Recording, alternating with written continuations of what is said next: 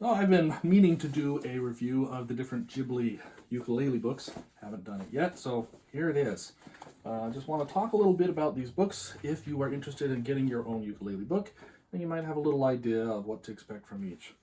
The first one I'm going to bring up is this one. This is made by Yamaha, and this one is a little bit shorter. All of these come with CDs, so you can listen to the original arranger, actually play it. It's really nice.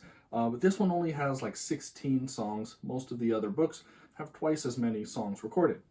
And the main reason is that about half of the songs here are tablature, and about half of them actually go with rhythm strumming. So here you can see it's got tablature, it's got a lot of rhythm. This is the last one like that. And then it goes to this, where it has the chord and it has the rhythm played out. And so it has more of these songs in this format. The problem is the songs are all ones you could sing along to, and they're all in Japanese. So unless you know Japanese, that's not going to do you too much good. They were very heavy on doing the actual beats, the strumming patterns, and so it gives you a lot more detail when it comes to singing along and playing, strumming the chords. So if you're interested in that, that's yours. If you are a fairly beginner, this is probably a really good book for you, because as you play along with the chords, the strumming, you know what you're playing. It's very familiar to you, and it's a good level. It gets you to work with chords, which is really kind of where everybody should start if they're looking at doing fingerstyle. Well, this one, the arrangements in general, are probably the simplest out of all the series. And again, there are fewer of them, 16, so that means not every movie gets a song. Well, there are none of these books that I don't like.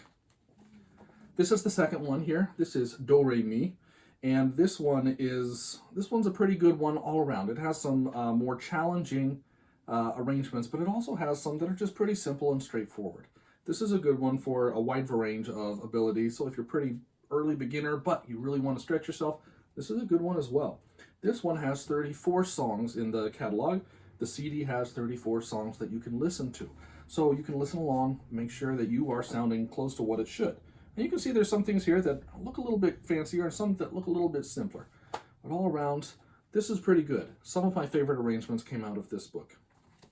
This is Ritter music. This is probably my favorite one, and this is probably the most complicated one. So this, whoever arranged these, they went all out. They have some pretty tricky arrangements. There's a couple that are just pretty straightforward, but there's others that are not. And so if you really want to stretch, this is the one to go to.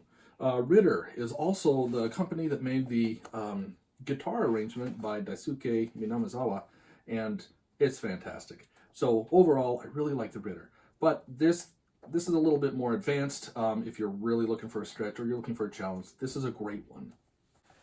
This book was the most recent one. This one is by Dream, and there might be more recent versions of some of the other books that I talked about, but for me, this was the most recent one. This one had arrangements all the way through Ronya, the Robber's Daughter.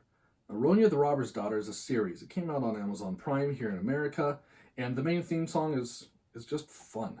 In English, the theme song doesn't quite sound the same as the original, so you probably need to find the original to play along with that.